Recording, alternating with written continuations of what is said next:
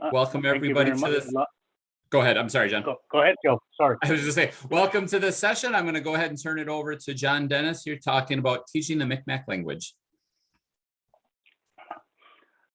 Good morning. My name is John Dennis. A cultural coordinator and the interim tribal historic preservation officer for the Aroostook Band Micmacs. We have started switching our name to the Mi'kmaq Nation uh, for the tribe, and so that's in the means. This means that we're the only nation in the United States. That doesn't mean that we are the Mi'kmaq Nation for the entirety. Um, so I wanted to talk to you about intro to Mi'kmaq language. Uh, when you talk about the language and the culture, growing up, I've always heard from elders that the language and the culture and the spirituality go hand in hand, almost like a trident, I guess you would say. And so, in talking about the culture, you have to include the language as well. There are so many different factors that go into um, not only the language, but into the culture as well. And so we'll talk about that here in a bit. So I just wanted to give a brief update to who we are. When you take a look at the map on the side, it says, I would say the land of the Micmac. We are in the last land area, the Gaspé area in Maine. So it's really difficult to say. Most of us, we were no nomadic people, but we lived within the we lived on the shore during the spring, summer, and early fall months, and then from there we would transition and move inward. So these are the 7 districts. The districts range from Nova Scotia all the way to Quebec and the Maine territory. There are 2 reservations in Newfoundland, so there are some more that have went as far north as Newfoundland as well. We were hunter gatherers. We lived off the land and moved accordingly with the seasons and with the animals. We utilize Micmacs utilize all components of a tree, animal, use them for tools, weapons, making dwellings, even canoes. Sometimes I've seen people that I've read and done research that people have used the moose, or in our language, diom, um, for um, making a canoe, and even sometimes utilizing it to make uh, whatever means possible. Because if there was no birch bark, they would utilize the moose as well. So we lived in wigwams. Wigwam is a Micmac word. So a lot of these terms they're in the language. Wigwam means a home, and a lot of people they just make an assumption when they hear a wigwam.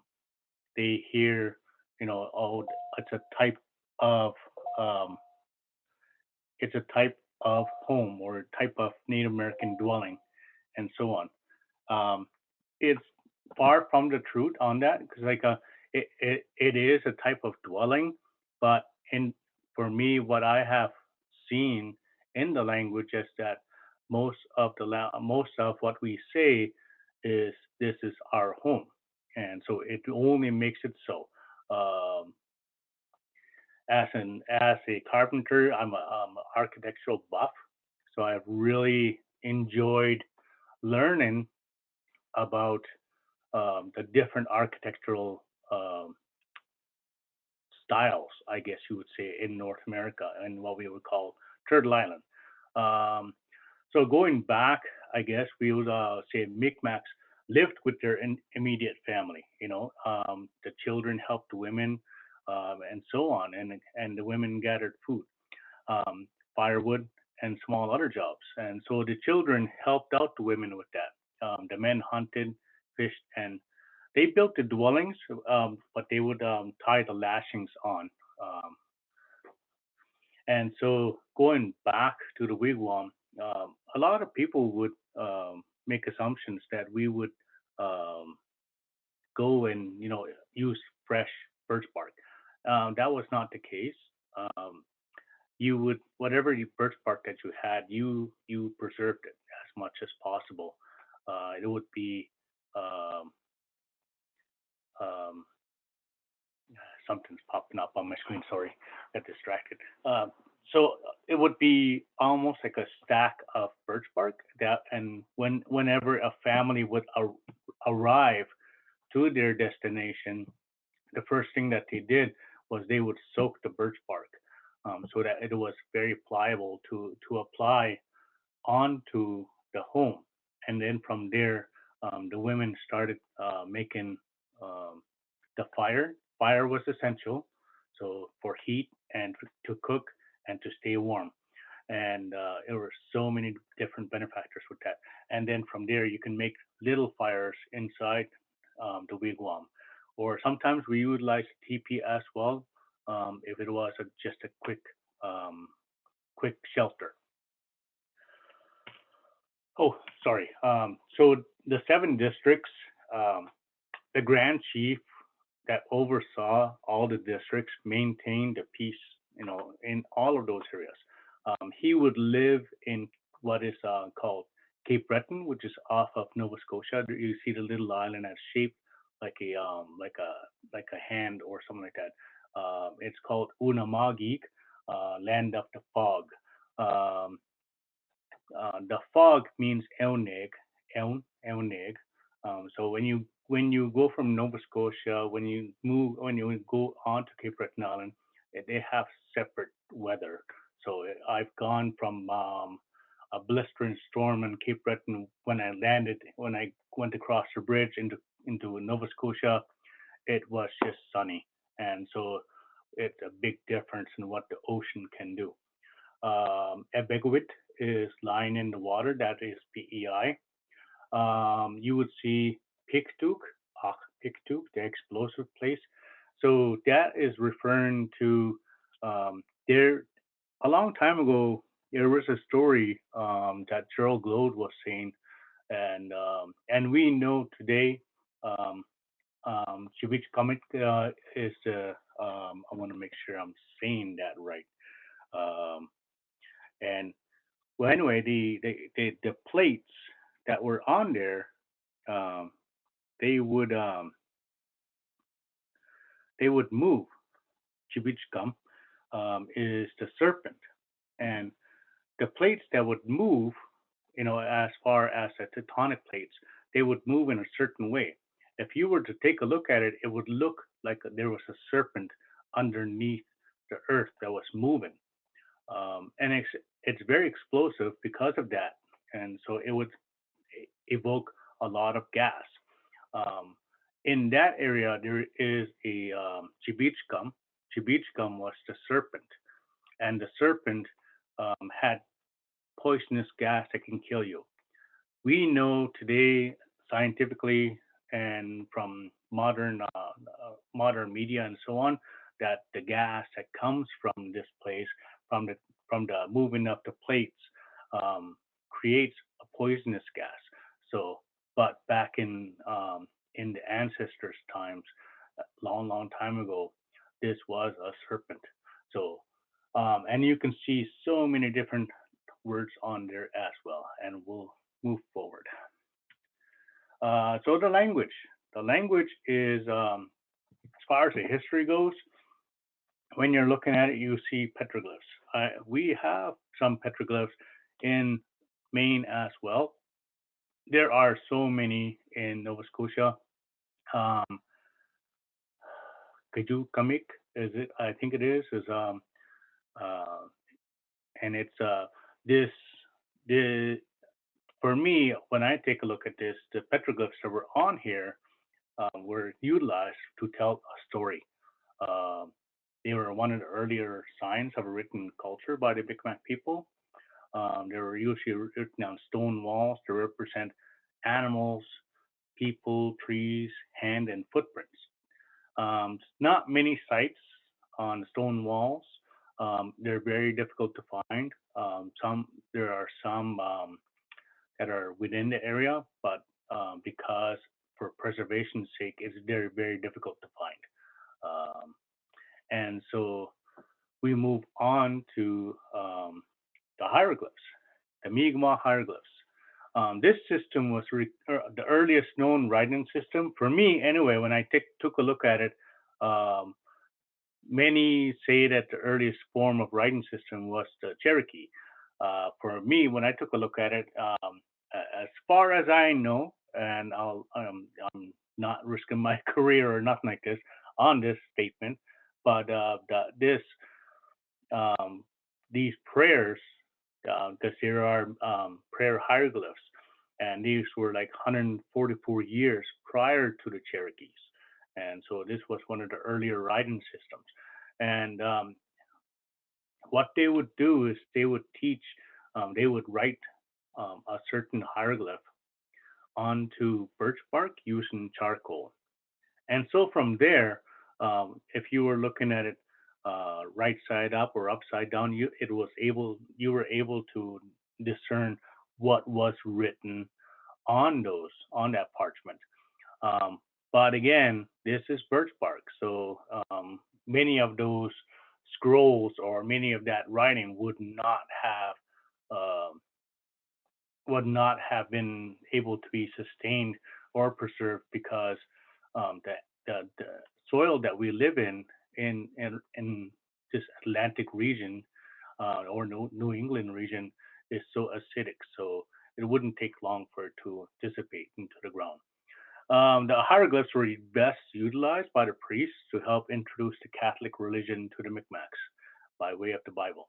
So I mentioned this because we will get back into this here in a bit, but this was one of the um, first ways of utilizing um, um, the language to or um, utilizing the language into uh, what was the primary purpose of the Europeans, which was to make uh, the new world people, I guess. For us, we were called Iroquois, and so there's many different names.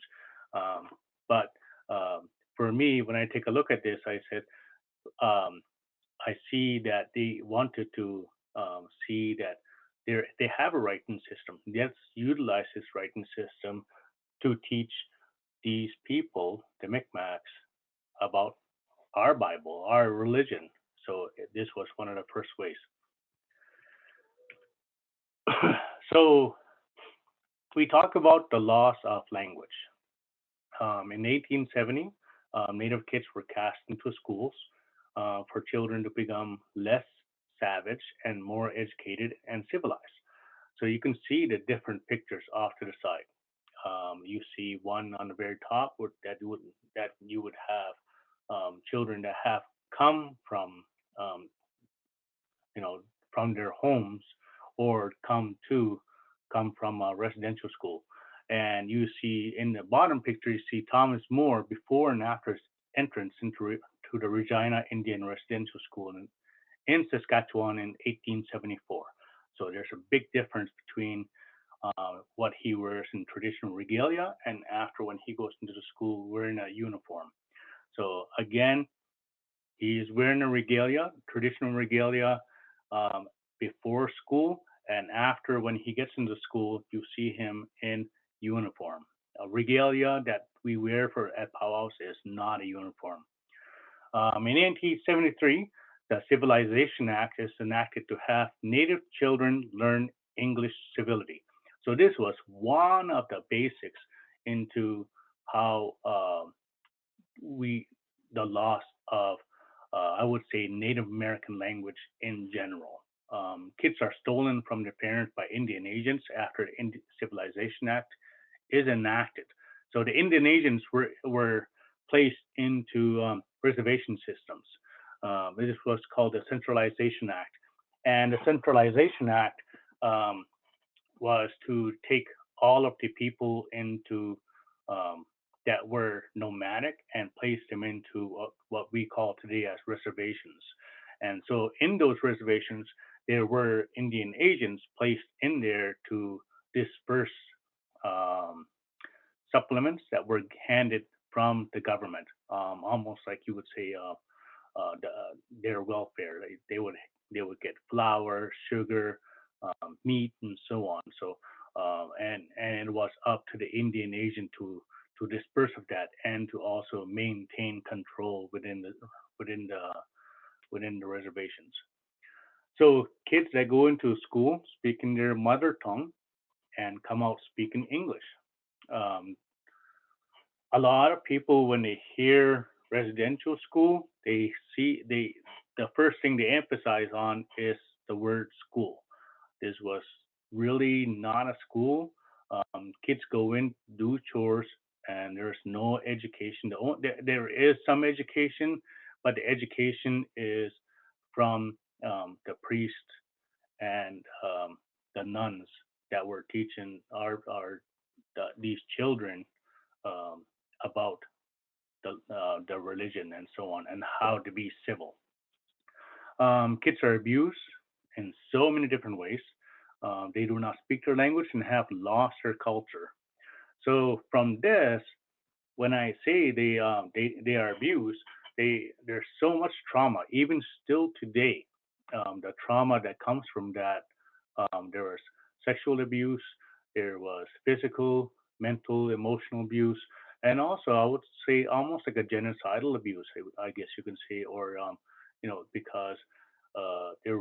Imagine if you had your child taken and placed somewhere else, so you would not see them for many years.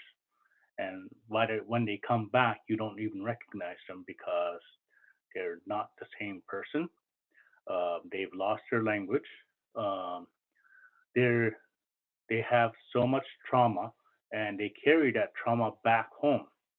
So you didn't raise your child. The residential school did, and this impacted the reservations so much, even still today, that there are people that are still going through that trauma and trying to heal and move forward.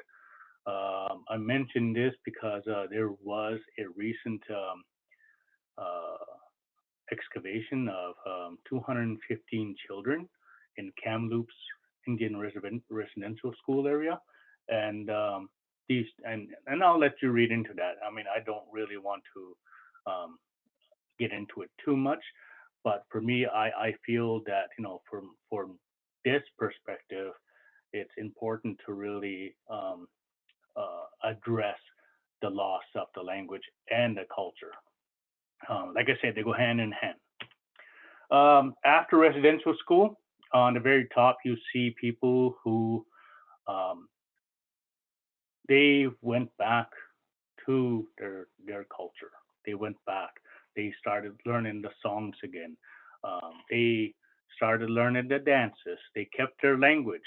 They tried to keep their language hidden, and even they would speak it to each other in a secret manner. So the students speak English are ashamed of this new language. And this new language segregates them from other mother tongue speakers. So when these students go back, the students are either stay on a reservation and maintain being ridiculed, or they leave. Most leave the reservation and they're passed behind. I being since I've been in this position since 2009, I have seen so many elders come and say that I did not know that I was Micmac until my dad passed away. He did not say anything, so I hear this so much, and so it's not shame. It was just there was just that much trauma of being Indian in this world, I guess you can say, for them that really they could not um, let their children be Indian. And so even Micmac, it doesn't really, it doesn't matter. But like being Indian in this world was very difficult. So they did not want their children to be Indian. But now that it's okay to be Indian or Native American, um, most people are coming out, and they're not, they don't have the fear of ridicule. And so Most of the students that come out of the residential school are outcasts within the native world and in the non-native world. So again, these are outcasts when they come into the reservations because they do not speak the language, they do not know the culture, they have trauma behind them. You know, if you're looking at children and dealing with children, you're looking at ACEs. Um, these children that came from residential school probably have all of that. They have gone through a lot of trauma, and so from this perspective, um, when they leave the reservation, they're still native. They can't hide the color of their skin. They can't hide who they are. So a lot they maintain by not seeing the sun, by not they would cover up their skin so that um, and would say, no, I'm not Native American, I'm French or something like that, and to delineate or to take that so they would not be Native American. Um, then you have students that delve into Catholic Church. You know, they would go in and they would utilize the language in the. They started utilizing the language back into the church, and so even still today, growing when I was growing up, I learned the rosaries, the rosaries and the prayers um, when I was young. I was an altar boy as well, so I learned a lot of, I knew a lot of this, the prayers and so on from the church because our elders went back and they were like, okay, this is what I have learned. So you have like it's a half and half. Um, then you have the ones who went back into native spirituality and said, no, we this is not who we are. Let's go back to who we are, and let's go back and learn about who we are and move from there, and then let us heal. Then the third batch that you have are the ones that are in between, the ones that are native that adapted to the native spirituality and also the Catholic Church. So they embrace both. Um, Many of the students who are elders, we're talking about grandparents and great grandparents and great great grandparents and all this and so on. They do not teach their children the language, um, even when they spoke it. When the children, I've heard this from many of the children of um, residential school students, I would say. Um, and what they would say is that when I would try to emulate what my parents were saying, I got a spanking for speaking the language because no, don't speak the language. And uh, so there is um, this quality of what was impacted from the residential school, and this impact was taught to the parents. And even though um, I would say deep in their mind, they wanted to teach their children, but they were afraid. There was that fear factor still in there. Um, some of the obstacles that we face in speaking our language, for me, I've been trying to teach. So you'll see there are many different ways. I mean, right now I'm doing a drum workshop with the community here pretty soon, and so from there we utilize by having language classes. However, the obstacles that we face is there is a lack of personal time to learn a language. It is such a diverse language.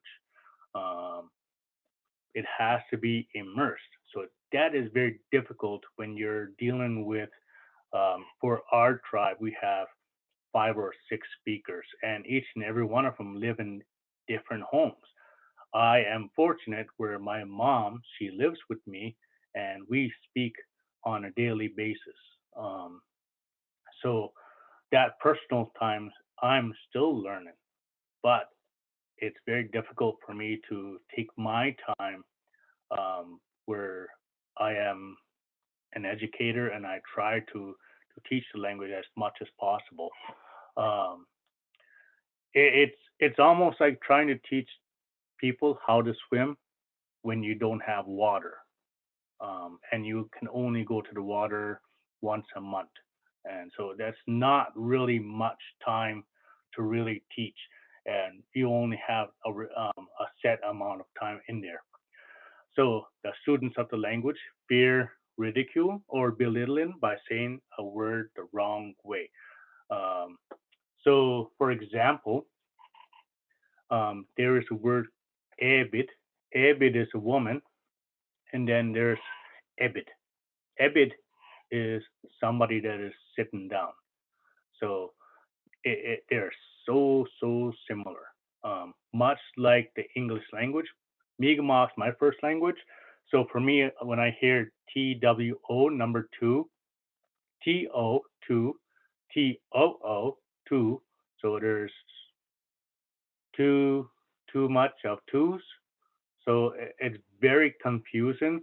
But many people, many of us, we already know what we are saying because we have been immersed in the English language for such a long time. Um, Even our texts are in English. Everything is in English.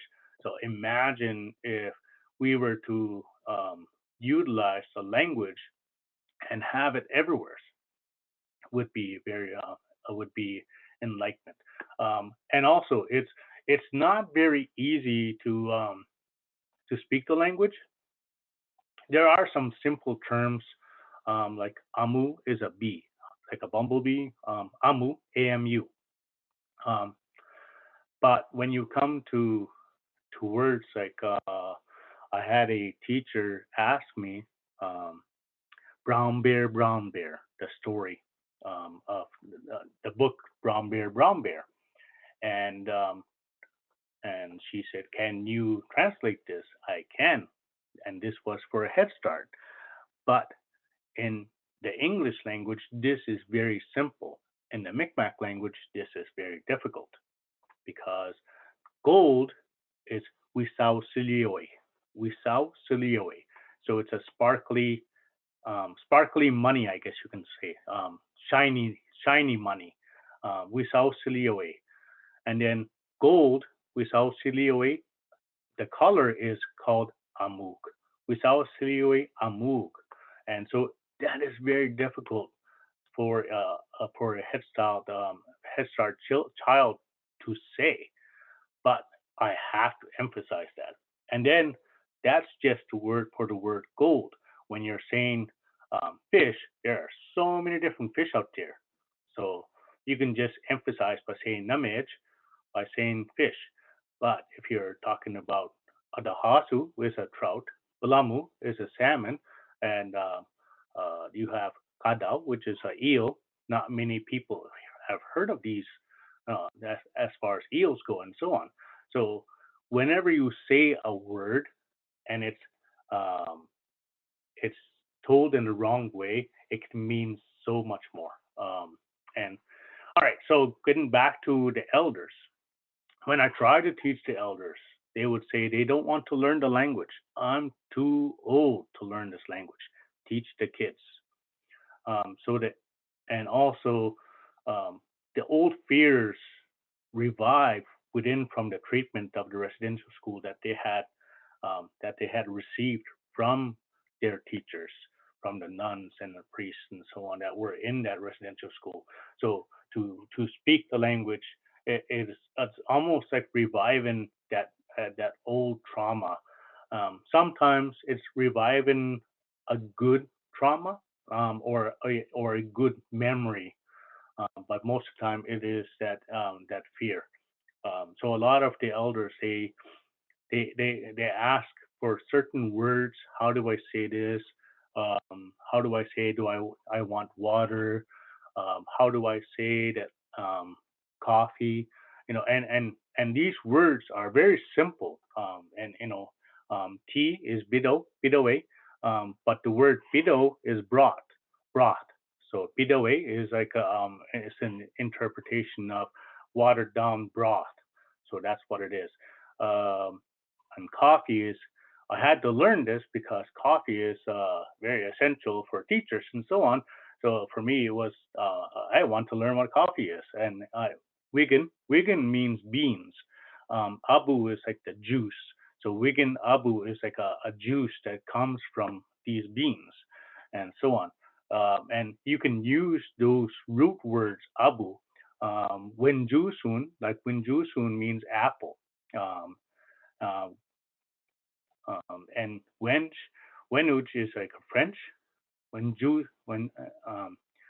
and the word soon means cranberry, so it's a Frenchman's cranberry is what an apple is. So you can say Wenju soon abu is apple juice. It's a very complicated way, but I have to touch on the history and also the cultural aspect of our language. Going back to the community, the lack of understanding Micmac ways of life, and how the language reflects upon these ideas. What I mean by this, I guess, is that a lot of people do not even know our culture. When I say the Micmac ways of life, the ways of life, um, in the language, when people refer to culture, it's called mimajuwahan. Mimajuwahan in mimajin means to be alive. Mimajuwahan is something, this this entity that's alive. And so when you're talking, even if you're talking, like I know certain people that when these are speaking, when English is their second language, say they learn how to speak French, for instance. Um, when you translate a joke that you heard in your language into English, it does not make sense, because in the language is just so animated and there's so much character behind it. So when I say the Micmac or the ways of life, this is one of the things. There are in storytelling and even speaking alone, there are ways of evoking that emotion. The ways of life also refers to, as you can see on the bottom picture, I'm drumming with these children, and these children now are adults. So this was a long time ago. I'm kind of aging myself now, but these children, these teenagers and so on, they're in their 20s and so on. So for me, it's like when I see them today, they still remember me sitting there drumming with them. They still remember sitting there with me talking to them and me listening to them as well. So again, this is I'm talking to them about culture, but this is the ways of life. It's There's so many factors that go into the word culture. So this is a lack of understanding of the ways of life because of the impacts from the residential school, and the language reflects on this. And that when people are they want to learn, um, much like in the English language, if you were to say enunciate and enunciate, we Google it, right? Because we want to learn what those words mean and how to go about spelling it. In the language, you can't just really, I mean, I guess you can have just one words, but we call it Miklish, where we utilize words like Salaway. Salaway is salt. Pass the Salaway, please. Pass the salt, please. So you're saying that in a certain way. We even try to. There's a word for welcome. Apjilasi. Apjilasi. Apjilasi in today's aspect means welcome.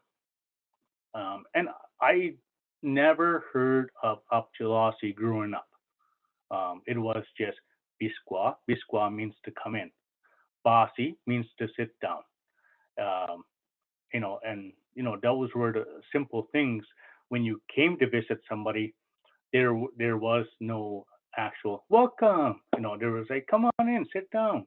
So the word welcome is on the front steps on your rug. It's plastered on your door. So it's not really a saying. But up Jalasi and looking at the the histories and doing research and stories, there's a story of this boy who comes into a chief's wigwam, and uh, the chief asks him, "Who are your parents? Where are you from? And how can I help you?" And so on. And that was the way that we can. I mean, we still do that today, right? When somebody comes in or even doesn't come to our door, "Who are you? What are you doing here? What do you want?" And so on, right? And so that's how we speak today.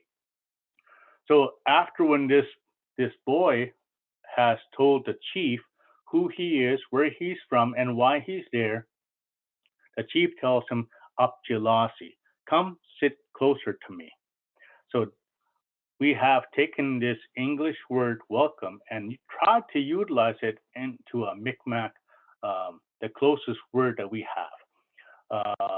And even like in English, um, um, we say, "Thank you, you're welcome." In Micmac, it's "Walalin." And then many people say, "Well, how do you say you're welcome?" You don't say "Upjalasi" because "Upjalasi" does not mean you're welcome, means "come sit closer to me." Um, so the English language is very complex next to the language itself. And when you're talking about the language, you're looking at waliak kadu. Waliak kadu means you're welcome. But it really translates to "I'm glad that I can help you." That's good. That's what waliak kadu means. Um, so again, going back to the Micmac ways of life and how the language reflects upon this idea, is very complex because you have taken native people and placed them into this colonized aspect of utilizing living in the world of English. They're no longer in reservations, you know, and some still are, but we have cell phones, we have so many different things to distract us, and so on. All right, get to the very source of why we're here, the children. The schools, for me, my personal opinion is the schools teach them what is written in textbooks written by non natives. So when you are taking a look at your textbooks as teachers, or even if you have children that go to school, when you're there in social studies, all anything that's written in there, um, I challenge you to really find a chapter, even just anything in the Native Americans, and then do a factual check. Is that real? Is that true? Because most of these textbooks are written by people that just wanted to sell. Um, for us, we, I utilize "The Old Man Told Us." That's a book that I utilize. Another book is the Mi'kmaq Anthology, which is a compilation of many authors, Mi'kmaq authors. So I go to the source, not the textbook. Um, I go to the books that are written by authentic Native Americans. Sometimes there are some written by non-Native Americans, like that are not Native, but the majority are written by these textbooks I utilize are written by the natives themselves. "We Were Not the Savages" is another one by Daniel Paul. So these are very um, some are very hard hidden. And if you want to learn more about the residential school and Shubinagadi for the Micmacs, "Out of the Depths" by Isabel Knockwood. Very difficult to read. Another one, if you wanted to take a look at a residential school, there's a few movies and a few books out there. One that I know of is called Indian Horse. I would um, not watch that with children because I'm not really sure how they would take it. I would watch it yourself, and if you deem fit that your children are can handle it, that is entirely up to you. Um, this last aspect is for children. Are children exposed to digital era that has English written everywhere, and it's like that is true. I mean, we have our tablets, our cell phones, social media, everything, Instagram, and all this. And the only languages that I see that are out there are in Russian, Spanish, and French, and so on, but not many in our language. So it's a very difficult trait to have, as far as like having everything uh, in that digital format. There are some movies that have been made that are in the language. Some are being translated into the Micmac language as well. And I know that there was I think it was a Beatles song, or somebody had, there was a lady that was a young lady that was singing a song as well that you can YouTube, um, and so on. Complications within the Micmac languages. So there are complications as well. There's three different dialects: the Quebec region, New Brunswick region, and the Nova Scotia. I am from Nova Scotia. So for me, I speak very fast Mi'kmaq. I utilize the J, the K, the P, and the T. However, when you go to New Brunswick and Quebec, they utilize not the J. Sometimes they use CH, or they use J or G. And for the K, sometimes you use the G as well, or the K. For the P, they utilize at sometimes they utilize the B because this is what it sounds like, and the T. So the Quebec region, um, very a little slower, but for me, it sounds like old Micmac, because for in learning the language, there is my generation, then there is my mom's generation, and my grandfather's, and so on, and then there's before that. For me, I feel that the Quebec region has the old dialect. New Brunswick is in between, and then Nova Scotia is very fast, and so um, it's a fast language, and so how we speak is in a faster tone, a faster narrative. The language comprehension, correct pronunciation is difficult. The muscles in your mouth must adjust to the language. One of the difficulties that many people have are using the word Q, or at the end of something. We would say uh, waliak. Waliak means thank you, or like you're welcome. Waliak kadu. And so they have a difficult way of utilizing the Q at the end of it. I emphasize that the word "ach" mean is almost like Hans Sebastian Bach, the composer. So you listen to the "ach" at the end of his name, Bach, "ach," and so that's how I emphasize. And these are different muscles that your tongue and your mouth have to utilize. It's very difficult, and I know a lot of teachers that are teaching language and teaching the language emphasize that. The consonants, like I said before, they change. The J turns into a ch, the K turns into a g, and the P turns into a b, the T turns into a D. They only do this when they're close to the vowel or the consonants L, M, or N. So it really emphasizes and into how the language is spoken.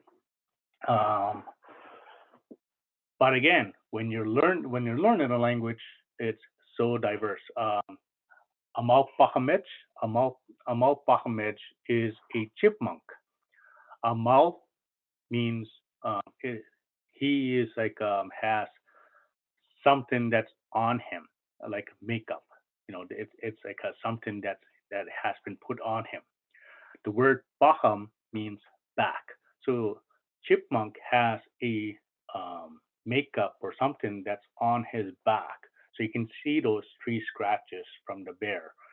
So there, when you take a look at those narratives, that's where some of the language is spoken. And I, for the word moose, is a Wabanaki term. So you're taking a look at Muz is Wabanaki um, in Penobscot, Passamaquoddy, and Maliseet. However, in Mi'kmaq, we say Diom because when you call the moose, you say Diom, Diom. So you're utilizing, you're calling him. And so I'm just touching on that because this is about language comprehension and so that people can kind of really see um, the utilization of the language. This is one of the factors I did not include into this complication. Teaching styles, some are visual learners, some like to speak and some like to read, write, and say. So I have to, in teaching the language, I have to touch on all of these bases when I am teaching. I utilize the phonetic style for a chair is good putty. So I would say good putty, right?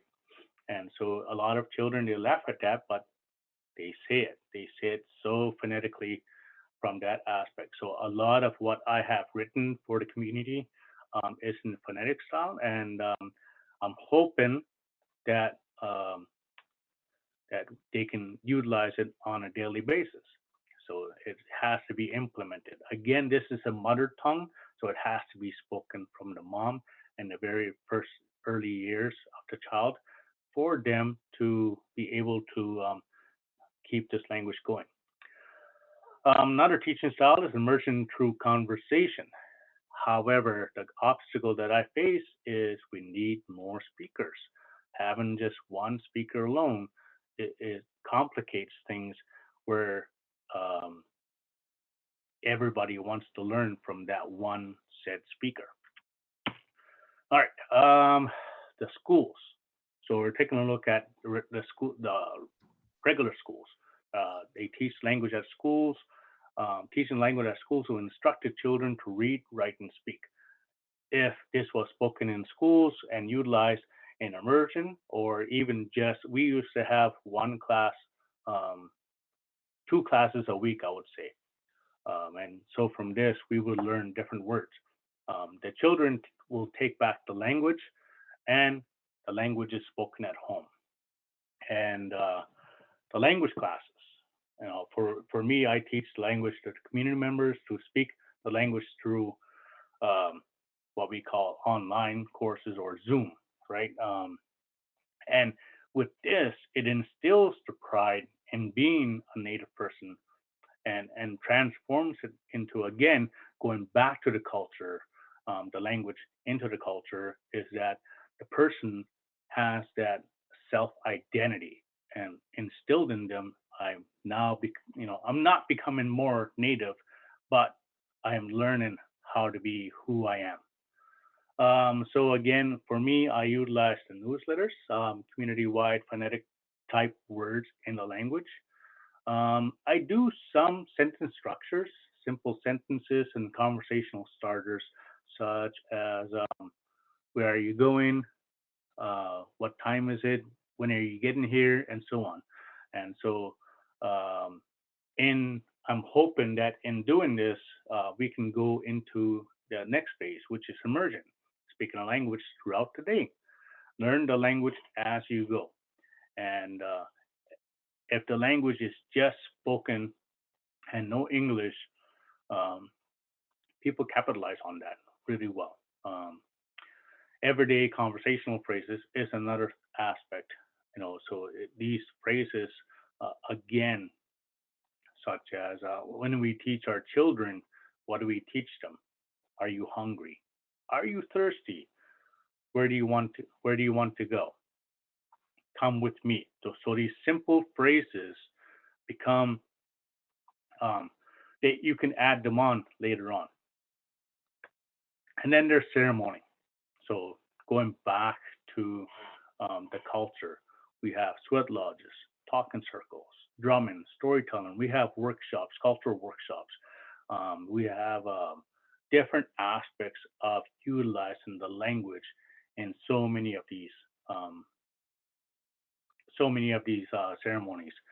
Drumming is really important because a lot of people um, for a child, um, at the beginning of Monday, they'll hear a song on the radio. By Friday, they have it pretty much memorized. Imagine if this was in the language. And so if you were to speak a language and all this, and the child had this song memorized, they would not know what they're saying. However, if they were to take a look at the lyrics and sing along with them, and they would know exactly afterwards what it is that they are repeating. Okay, so I'll end with Yeah. this, and John, did I sorry, hear you say this was your you were going to end with this? yes, Okay, yeah. we are So I just a wanted couple to, minutes behind, and we have the other session starting too. So I know people are starting to jump off. So if you would be able to get through this one as quick as you yeah, can, so people. Thank you, John. yeah. I just wanted to emphasize that everything that I've already covered and so on. I feel like the Mi'kmaq language has to be taught in the schools. Our children learn from other languages in schools that are foreign to them, such as French, Spanish, and English. Those languages are European, and for me, I'm not sure why we teach them in to our children in the school. And this language must be spoken in homes to the infants, children, and utilized in small phrases and so on. So this is like all languages is now near extinction. So again, thank you all so much for taking the time. Lalio. Thank you. Dennis, thank you so much for that great session. I've been getting, I don't know if you saw in the chat, I've been getting a lot of thank yous. You've been getting a lot of thank yous. People have been sending what a great session this is. So thank you so much, John, for that.